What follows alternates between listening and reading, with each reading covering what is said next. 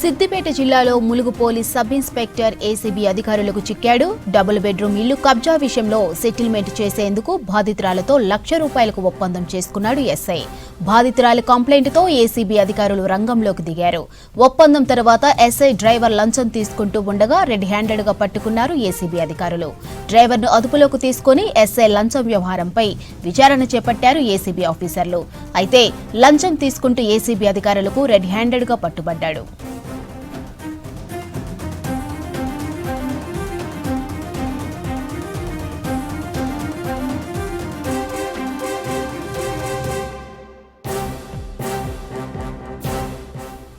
సిద్దిపేట జిల్లాలో Mulugu police sub inspector ACB అధికారులకు చిక్కాడు. Double bedroom ఇల్లు కబ్జా విషయంలో సెటిల్మెంట్ చేసేందుకు బాధితురాలతో ₹1,00,000 ఒప్పందం చేసుకున్నాడు ఎస్ఐ. బాధితురాల కంప్లైంట్తో ఏసీబీ అధికారులు రంగంలోకి దిగారు.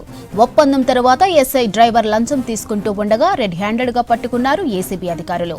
డ్రైవర్ను అదుపులోకి తీసుకుని ఎస్ఐ లంచం వ్యవహారంపై విచారణ చేపట్టారు ఏసీబీ ఆఫీసర్లు.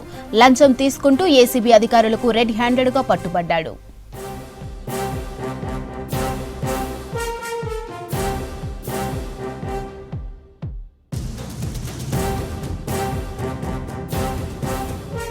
కాంప్లైంట్ ఇచ్చేసాం. అతని దగ్గర ఆయన మన ఎస్ఐ విజయ్ కుమార్ గారు ₹1,00,000 డిమాండ్ చేశారు. అంత ఇచ్చుకున్న తర్వాత అతని పేరు మీద కేసు, కౌంటర్ కేసు ఉన్నది.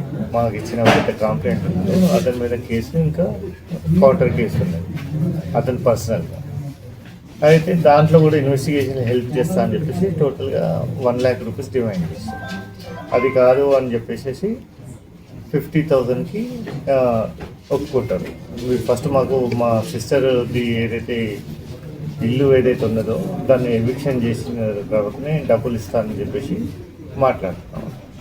మొన్న 6th రోజు అతను కంప్లైంట్ వచ్చేసి మన ఎస్ఐ గారిని కలుస్తారు, విజయ్ కుమార్ని. లాస్ట్కి ₹1,00,000 నుంచి 50,000కు అగ్రి అవుతారు. ఈరోజు 50,000 ఇస్తుంటే మేము అయితే దీంట్లో ఏంటి అని అంటే ఎస్ఐ గారు ఉత్తర్వుల మీదకి కానిస్టేబుల్ రాజు తీసుకుంటాం. అతని డ్రైవర్ ఇతన్ని పట్టుకున్నాం. ఫస్ట్ అయితే ఎఫ్ఐఆర్ అయితే విజయ్ కుమార్ పైన అయింది. ఇప్పుడు ఇన్వెస్టిగేషన్ ఎదురు అయింది కాబట్టి ఇతని డబ్బులు